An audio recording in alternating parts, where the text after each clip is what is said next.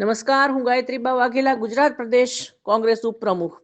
રાજકોટ શહેરની અંદર છેલ્લા ઘણા સમયથી સરકારી તંત્ર, પછી તે પોલીસ તંત્ર હોય કે આરટીઓ તંત્ર હોય, જેમાં ચાલી રહેલ હપ્તાખોરીના કારણે ટ્રાફિકના તમામ નિયમોને નેવે મૂકી શહેરમાં બેફામ રીતે યમદૂત બની ડમ્પરો દોડી રહ્યા છે, જેના કારણે અનેક નિર્દોષ નાગરિકોએ પોતાનો જાન ગુમાવ્યા છે.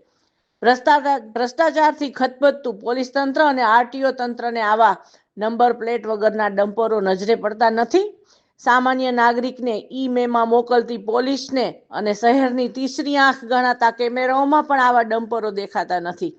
પોલીસ તંત્રમાં ચાલી રહેલા 500, 1500 અને 5000ના હપ્તા સિસ્ટમ સામે નિર્દોષ નાગરિકોને જાનની કોઈ કિંમત જ જાણે નથી. આપ જોઈ રહ્યા છો કે પાણીથી નીતરતું અને નાના વાહન ચાલકોને રેતી ઉડાડતું ડમ્પર મારી આગળ જઈ રહ્યું છે. આને રોકવાની હિંમત ડબલ એન્જિનની ભાજપની સરકાર ક્યારે દેખાડશે?